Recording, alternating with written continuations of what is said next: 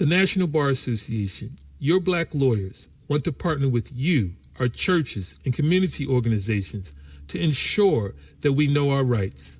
See a glimpse of our program in Detroit, Michigan, in partnership with Triumph Church. We want to do the same in your community.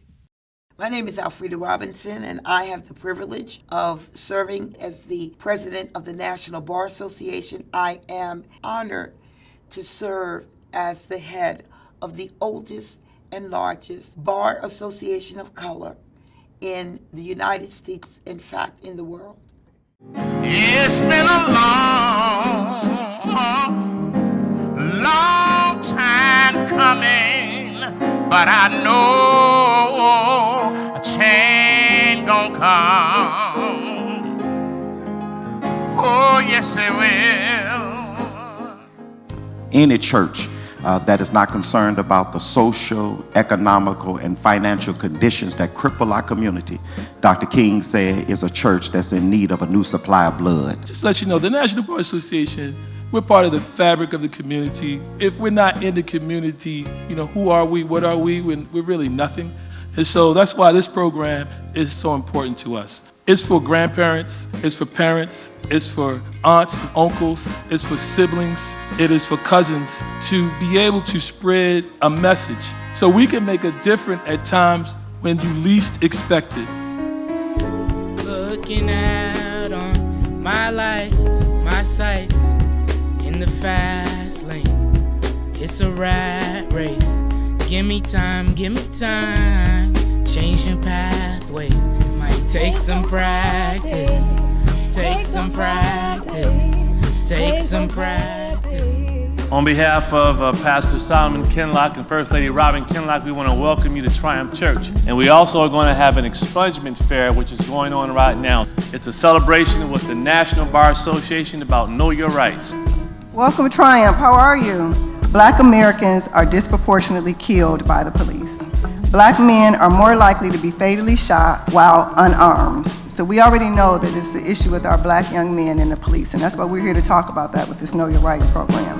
A lot of times I see people in crisis. I see them in the jail, I see them in court, I see them when they're in a place of desperation. But people don't know their rights. A lot of times people get an education about their rights once they've gotten into trouble and once they've given away most of their rights.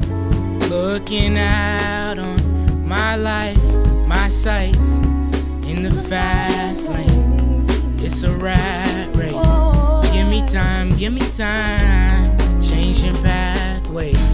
Might take some practice, take some practice, take some practice, take some practice, take some practice, take some practice, take some practice.